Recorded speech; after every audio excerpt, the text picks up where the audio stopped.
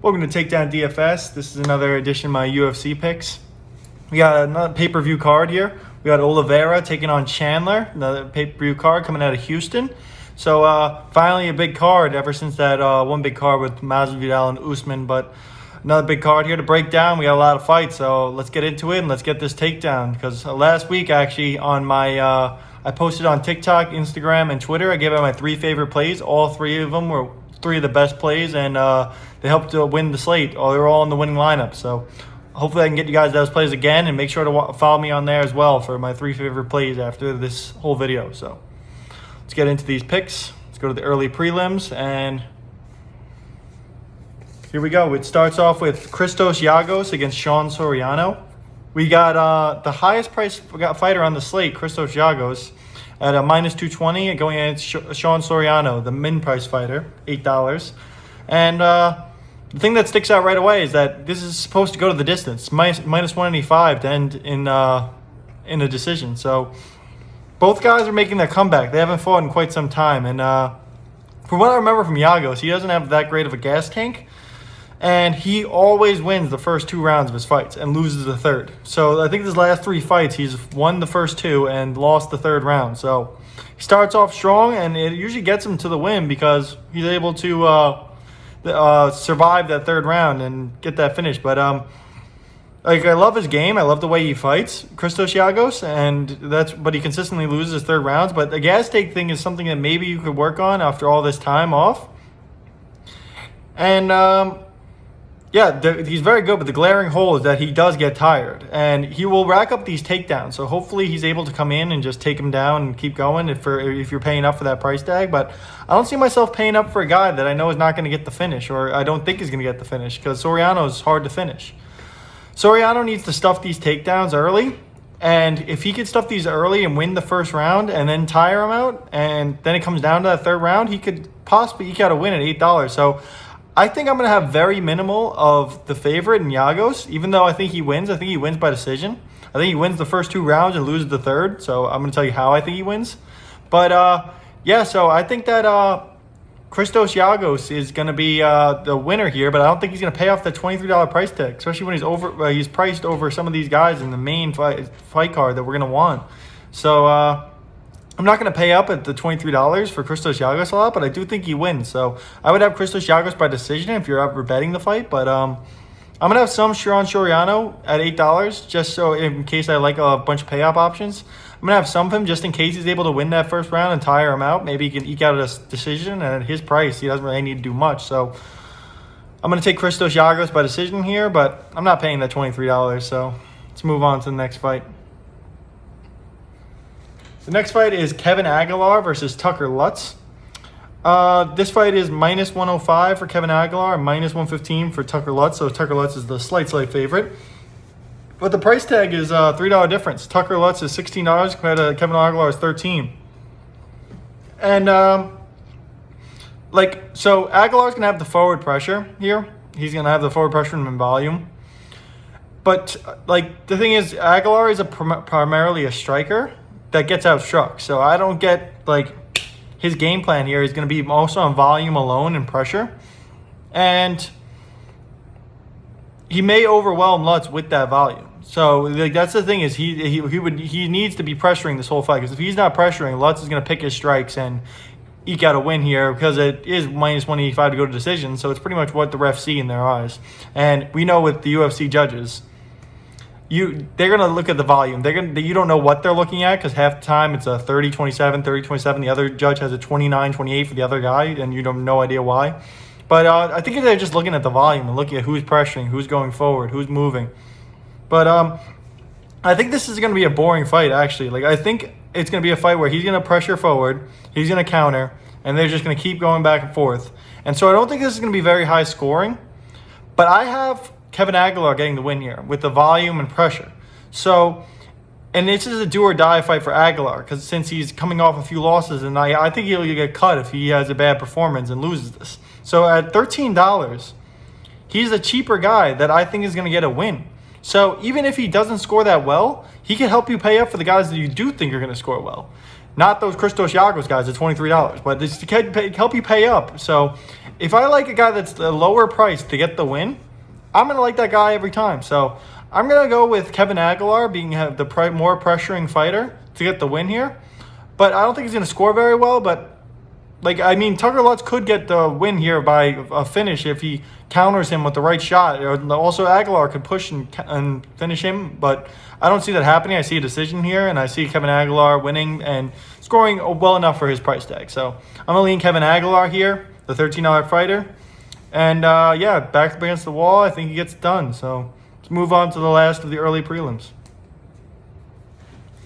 We got Gina Danger Mazzani versus Priscilla Zombie Girl Cachoeira.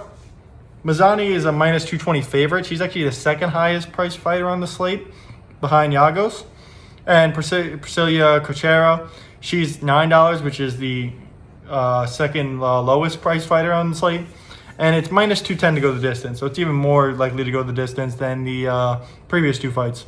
But Gina does not want to strike in this fight. We know that. Priscilla's a good striker. She's a boxing type. She's just going to try and box with Gina Mazzani. But Gina should overpower her, come in bigger. I think she's going to come in heavier. So, she's coming down. She's going to just... She could probably be in a weight class higher. And Priscilla could actually be in a weight class lower. So I think that she's going to be the bigger fighter. And she's going to be able to overpower her and get takedowns. But that's the thing is... I think that when she takes her down, she's not going to be able to get up. So she's going to get a lot of control time. So if you're playing on DraftKings, they score control time there. But on FanDuel, they don't do control time. So if she's just laying on her, it's not scoring too much. And for $22, you're going to need her to get a bunch of takedowns and get Priscilla to get her up and some strikes. So I think I have Gina Mazzani getting the clear win here. She's just going to overpower her. And... That's where it comes into me with the price tags, where I think that Gina Mazzani is going to overpower her, lay on top of her, and win this fight. But that's the thing. What I said before is the fact that if she wants to strike, and Priscilla's a better striker, so Priscilla could knock her out. But I don't think that's going to happen. So if they want to strike with if she wants to strike with Mazzani, she could put her out. But I think Mazzani knows that. And she's going to be the heavier, more powered fighter. So I think she's just going to lay on top of her and eke out a decision.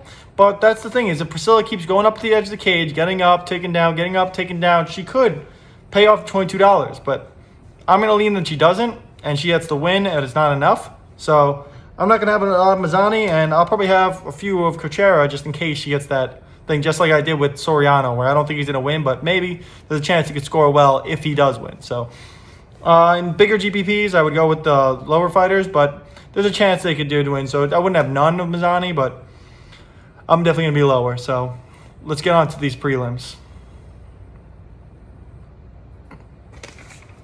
We've got Jordan Wright versus Jamie Pickett.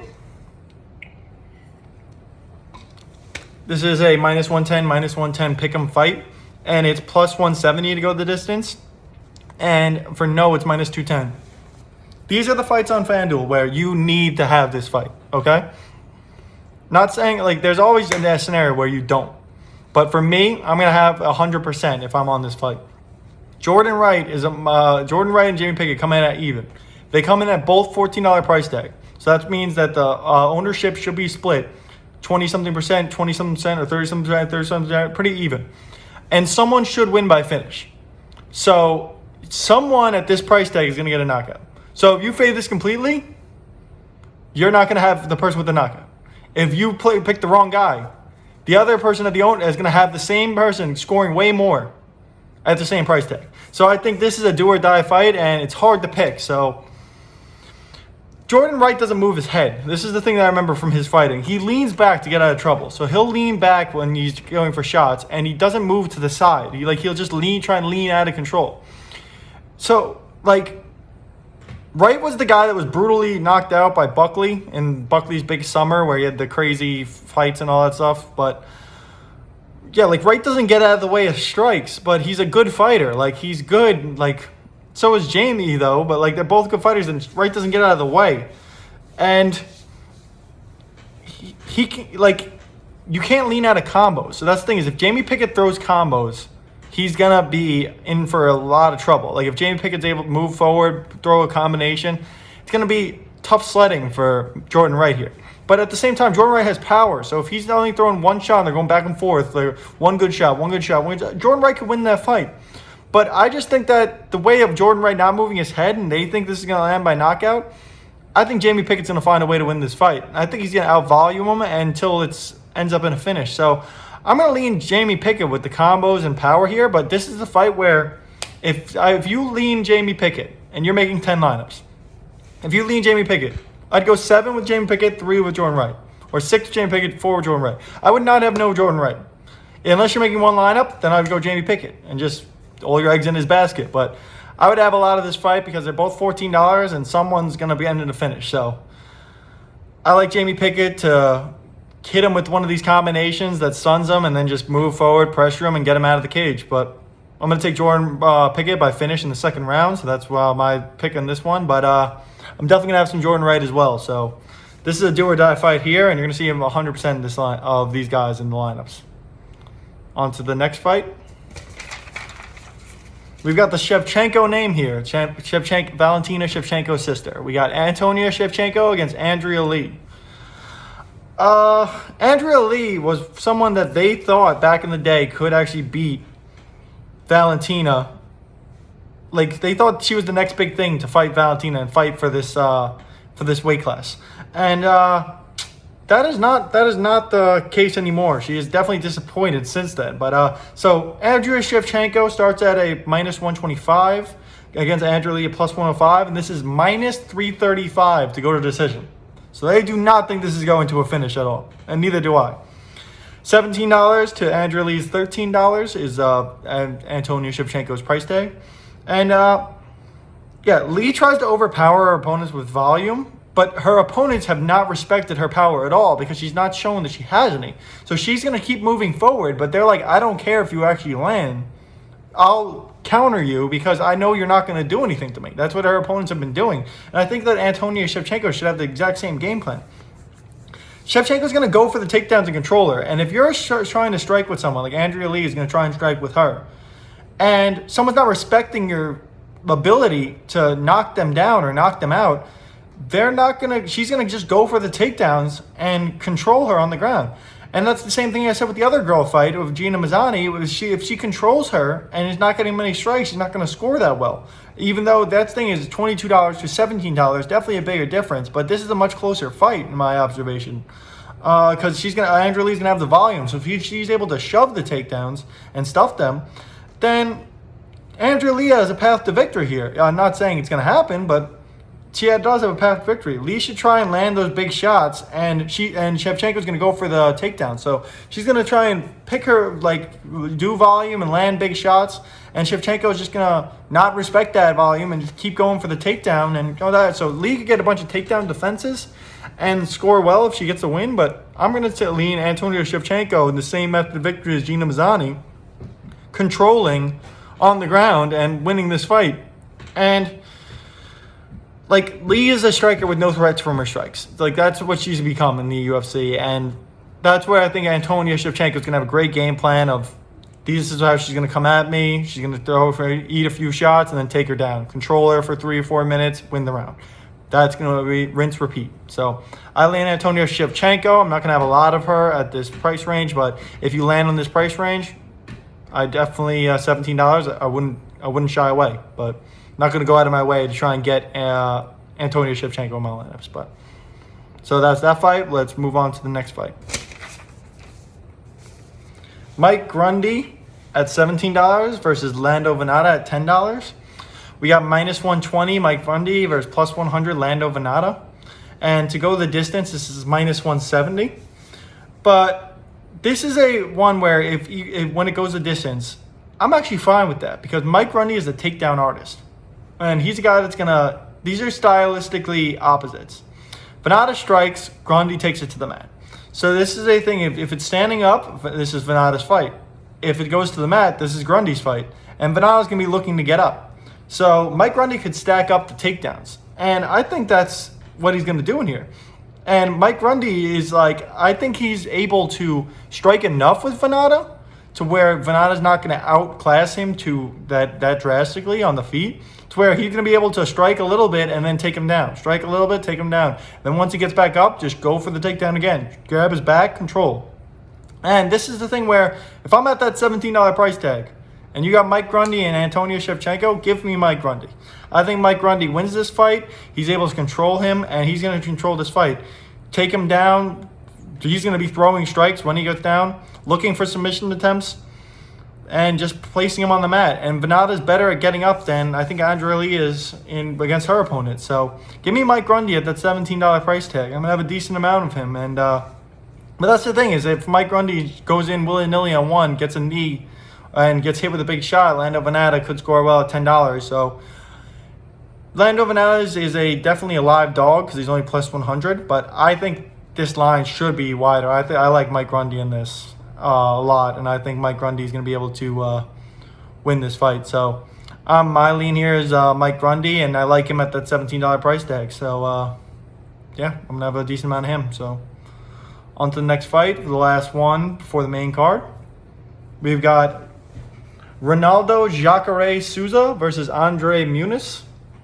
And Giacare Souza is a minus 120 to Andre Munis is plus 100. This is another one of those fights where, excuse me, where it's $15 for Giacare and $14 for Andre Munis. And that's pretty much even. So, like, if you have that extra dollar, it's like, that is a favorite, that's that guy. So I feel like the ownership is going to be pretty even on this, just like that other fight with Jordan Wright and Jordan Pickett. And Jamie Pickett, my bad. And this is minus 110 to go the distance, minus 120 to end in decision. So I'm going to lean at this. So let me just talk about the fight first before I go in that way. Munis has one way to win this fight, I think, and it's knocking Souza out. Because I think that Souza is a great fighter that's gotten into some bad matchups and got unlucky in some situations. And I think Souza is the better fighter here. That's just my opinion. And he will not out-grapple Souza, because Souza is one of the best grapplers in the UFC, I believe, in this division. So they do the same things well, but I think Souza does them better. So I don't get this line, and I don't get the price tag. If Giacare can't win this fight, he is done in the UFC. There's another one with a back against the wall. He's done. There's nothing else for him to do if he can't beat Andre Munis in this fight. So a minus 120, I don't get that. I feel like it should be minus 150, minus 200, closer to that. And I think he's just a better fighter. So if he doesn't eat that shot, he's the guy that, I'm not sure if you guys remember with Kevin Holland, where he did the up kick and hit Souza, and or up punch, hit Souza and lost. And that's how he lost one of his fights, very unluckily. So if he loses like that, then that's how he loses. But I don't see that happening. I see Souza overpowering this guy and out-grappling him, and maybe on the inside catches him with an elbow or something. So I think Souza could either finish this fight or win the decision. And at $15, I don't care, because he's going to score pretty well. So give me a lot of Souza. I don't think I'm going to have a lot of Munis. I'm going to be on the side where I'm going to take, if I'm going to a $14 fighter, I'm taking Jordan Wright and Jamie Pickett all day. If I need two, I'm probably just going to get Souza. So I'm going to find the extra dollar and get Souza. So my lean is Souza here, either to finish in the third round or just overpower him and win a 30-27 decision. So my lean here is Souza. And now we're on to the main card here.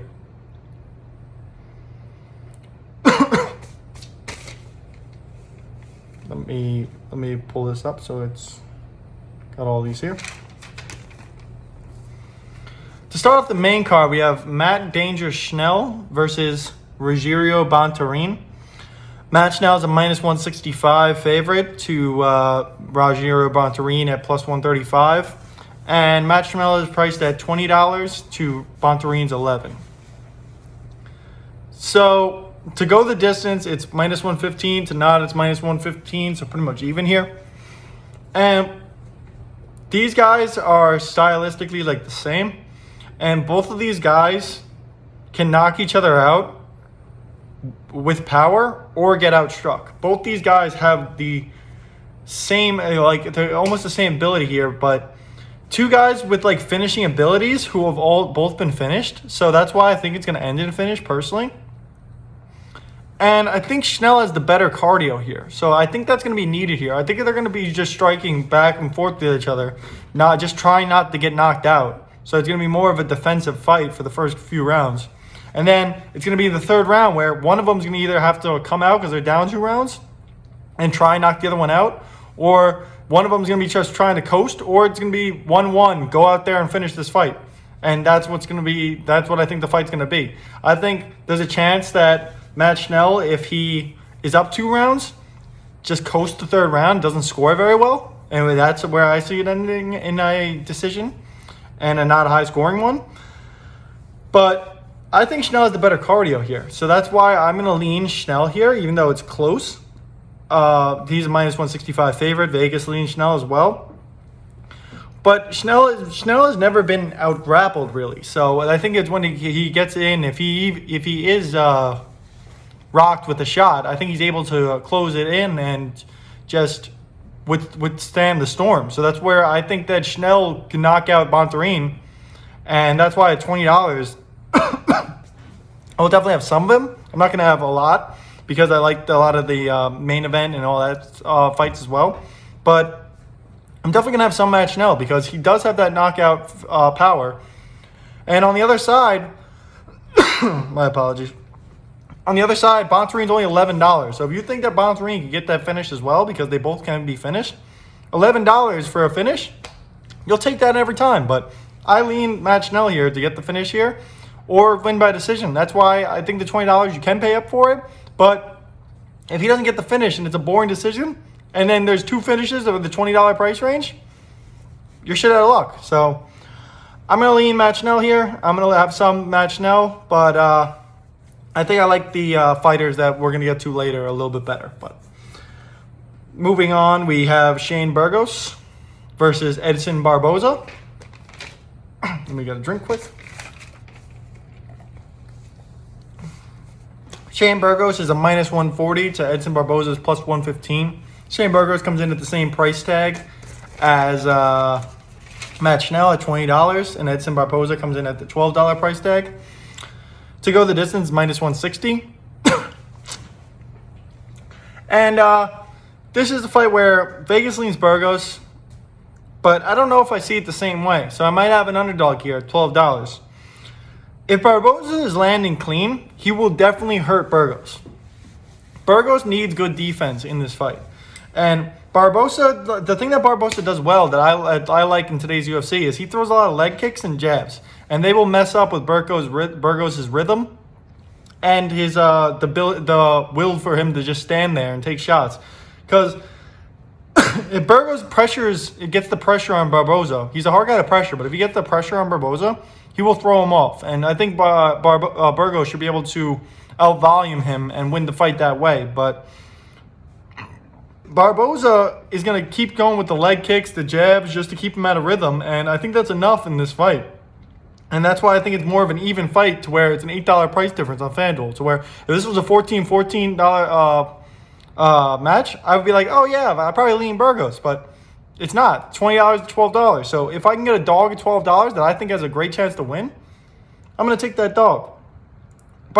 So Barboza lands to the body, legs, and keeps the guy moving back. So I think that Burgos could get upset here. I think there's a path to him getting upset, or there's a path to him just grappling with Barboza and keeping him at distance and then pushing him back, moving him forward, and just eking out each round, and then nothing there. But I think that Barboza could hurt him with all these leg kicks and these hits and these shots and get out a decision. I think it's going to be a close decision where it's going to be on the judge scorecards.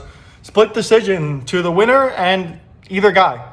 But I'll take that chance at the $12 price tag. I'm not willing to take that chance at the $20 price tag. Give me Matt Schnell over him, even though I'll take the other 2 guys over Matt Schnell. But give me Matt Schnell over Shane Burgos. But in this fight, I'm taking the underdog. Give me Edson Barboza by decision. So I'll take him. Take that for $12. So on to the last 3 fights. Caitlin Chikagian, minus 140 versus Viviana Aruhu at plus 115. $19 and $12 respectively. And to go the distance, it's minus 360. So they're saying, yep, decision. But Chikagan is the third best fighter in this division. But she's way worse than Andrade and Shevchenko. That's how I put her. She's it's like there's Andrade and Shevchenko, and then there's her, and then there's everyone else. So I think that she is very good. Chikagan is very, very good. So Araujo is going to be trying to strike with her. But I just think that Chikagan outstrikes her opponents, and it's something where I don't know why the line's this close, really. I think Chikagan should be a little bit heavier of a favorite. But Chikagan can fight in space, she can fight close, and she wins decisions. That's what she does. All she does is win decisions. Her style wins in the judge's eyes. Whatever she does, she wins a decision every single time she fights. So that's the thing I think she does here. So will it pay off the $90 price tag? I don't know. Will the $12 be enough for Viviana Araujo? Probably not. But I don't think I'm going to risk I don't think I need to land in this price tag because I can go down to, let me see who I had there. I can go down to Mike Grundy at 17. I can go down to Shevchenko at 17. I can go up to the $20 fighter we just had in sorry about that, technical difficulties, but continuing with the Chikagan fight and against Araujo. Chikagan is just a great fighter. I think she's the third best in this division, and I think she'll beat anybody besides Andrade and Shevchenko. So I'm going to lean Chikagan here to eke out a decision like she always does. And does that pay off the $19 price tag? Probably not. So I'm not going to have a lot of her. So I'm leaning Chikagan by decision, but that's my pick here. But I wouldn't touch her too much for FanDuel. So on to the two big fights of the night, the ones everyone's waiting for. We got Tony El Kakui Ferguson against Benil Daryush. Tony Ferguson is plus 150 to Benil Daryush is minus 185. And Benil Daryush is a $21 fighter to Tony Ferguson's $13. And so they say it's minus 150 to go to the decision. So they lean it going to decision. The thing that sticks out to me here is Ferguson gets out wrestled in some of his fights. He's older now, he probably gets out wrestled more. Daryush is great at wrestling. Great. Phenomenal. So if he wants to win, wrestle. I think that's what he does. So if Daryush strikes with Ferguson, he could get caught. And he probably knows that. He probably knows if he tries to strike with him, Ferguson's going to look to take him out of there. He's going to look to take him out of the cage. If Ferguson wins, to me, it has to be a KO. I think he has to knock him out. That's just the only way I see it. Daryush is very well-rounded, though, and hard for a guy like Ferguson to beat. I think this is a very difficult opponent matchup-wise for Ferguson. And Daryush is great at fighting inside, and if he gets cracked, if he gets hit with one of these big shots by Ferguson, say they're on the feet, gets hit with a big shot by Ferguson, I think he's good enough to be able to go into the clinch and fight up close with Ferguson and get his bearings back. And that's why I think Ferguson needs to get a finish here. And that's the thing where Ferguson's going to look for those crazy finishes by elbow and stuff like that. So the way I see this fight going, there's only two ways I see this fight going.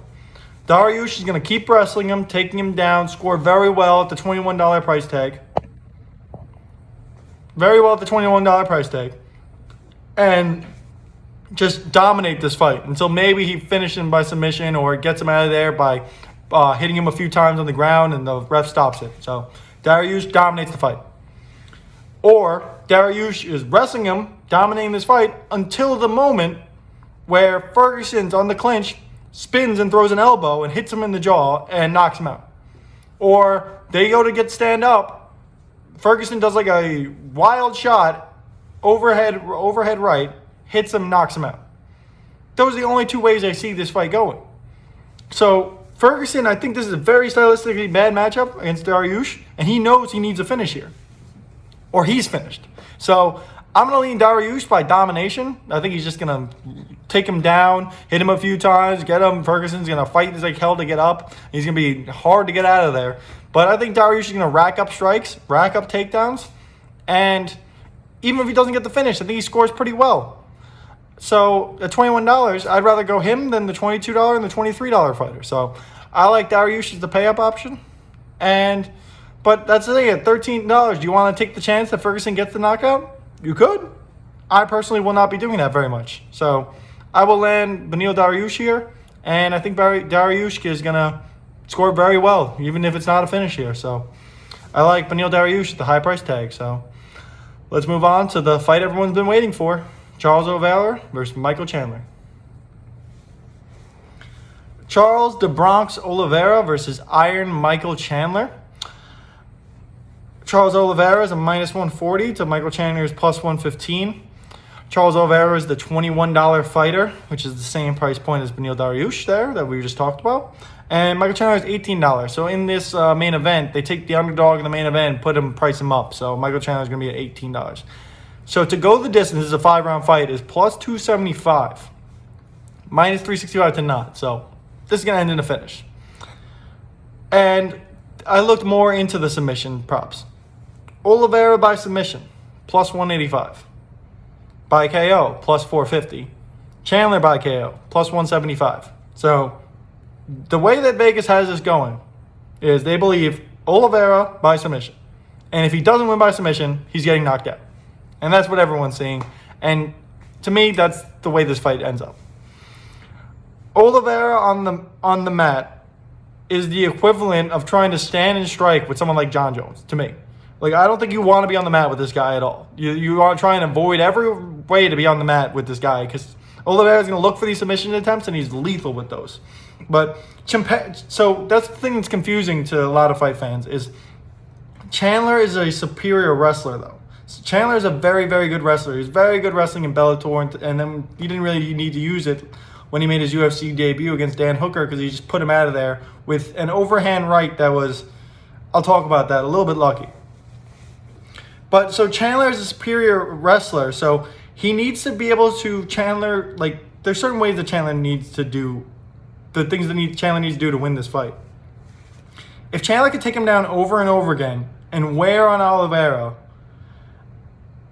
he could wear on him so much that he's able to ground and pound, and when he's getting up, just hit him and keep going and knock him out. But you're at all times when he's on the ground, he's going to be worried about the submission attempts because he's going to get submission attempts from the bottom, from the top, from everywhere. And that's the thing that Chandler does. This is what's happening. It's happening in the Dan Hooker fight. He pressures, keeps his head down, and throws overhand power shots. When they land, very good, like what happened with Dan Hooker. When they don't, he's going to get taken down, and that's when, if you're on your back against Charles Oliveira, you're pretty much just in survival mode, and you're not trying to win a fight there. So the thing, though, also that it actually started out in the Dan Hooker fight, but we didn't get to see because that fight ended so quickly. Chandler's been susceptible to the leg kicks as well, and Oliveira is going to be able to use the leg kicks to be able to scare him and to be able to getting him on the ground to get these submissions. So he's susceptible to the leg kicks, and that's the thing that's like where he's going to be able to, I think he's going to start out by kicking him, getting him some leg kicks, take him down, first person to get the takedown and get down on the bag. That's how the first round's going to go. Then the second round, it's going to be like, oh, damn, my leg might be hurting now because he's kicked me so many times and all that. And then Charles Oliveira is just going to be searching for submission after submission until he gets one. But that's the thing is, even though Chandler's new, he has the best power in the division. Like, he's very powerful. It's just he throws these shots that are Hail Marys. So if these Hail Marys hit, boom, Michael Chandler wins this fight. But I'm going to go on the side where Charles Oliveira is the better fighter. He's going to be very hard to get away from his submissions, and Charles Oliveira is going to win this fight and take the belt. That's what's going to happen. Like, Oliveira has found a way to mesh his striking with his submissions and his jiu-jitsu that makes him one of the better, well-rounded fighters in this division. And everyone's underestimating it because Michael Chandler got a knockout in his UFC debut. I'm not buying it. Give me Charles Oliveira. He's my favorite pay-up, $21. And I think he's going to win by submission and maybe even rack up some points before he gets the submission. Yes, he could get cracked and knocked out, but do I see it happening? No, because he uses his striking and his leg kicks to be able to set up the wrestling, to get him down. Then he uses the jiu-jitsu to be able to put him in positions to get the submission. And that's what he's going to be doing the whole fight. And Chandler's just going to be looking for that shot. Does he get it? Probably not. So give me Charles Oliveira here. And those are my picks for this UFC card. 262 in Houston. I'm going to be posting my 3 favorite plays. Little spoiler, Charles Oliveira is probably going to be on it. My 3 favorite plays on TikTok, Instagram, and Twitter. So make sure to follow me on Twitter at TDownDFS, TikTok at TakedownDFS, and Instagram at TakedownDFS. So make sure to follow my socials, like and subscribe. Comment down below if you like certain fighters you like or anyone you want to discuss. I'll be reading the comments. But thank you for watching the video, and make sure to follow my videos to get some takedowns. So let's take down.